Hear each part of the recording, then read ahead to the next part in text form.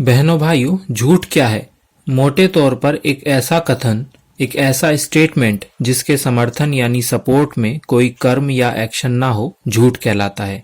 कुरान में बताया गया है, कुछ लोग ऐसे होते हैं जो कहते हैं कि हम अल्लाह पर और अंतिम दिन पर आस्था रखते हैं, हालांकि वे आस्था नहीं रखते।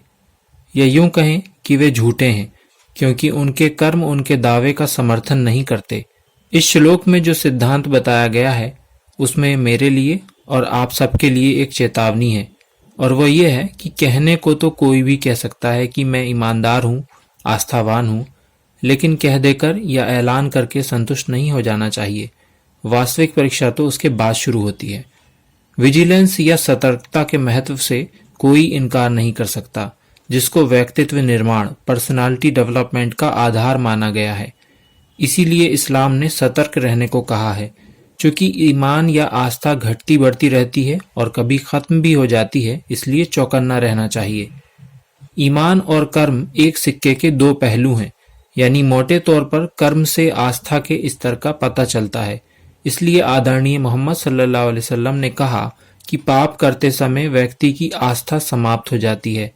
इस स्थिति से बचाव के लिए कुरान में बताया गया कि मरते वक्त अगर आस्था पर अंत हुआ, तभी नरक की आग से मुक्ति हो सकेगी, यानी मरने के बाद स्वर्ग मिल सकेगा। इसका सीधा मतलब यह है कि क्योंकि कोई नहीं जानता कि कब उसे मौत आएगी, इसलिए हमेशा पाप से बचकर रहना होगा और पुण्य करते रहना होगा। और ये बात भी आम है कि लोग दूसरों का ईमान चेक करने में महारथी होते हैं कि आमुक व्यक्ति ऐसा है, आमुक वैसा है। ये एक अप्राकृतिक स्वभाव है, इससे बचना चाहिए और अपनी स्वयं की आस्था को सही रखने की चिंता करनी चाहिए।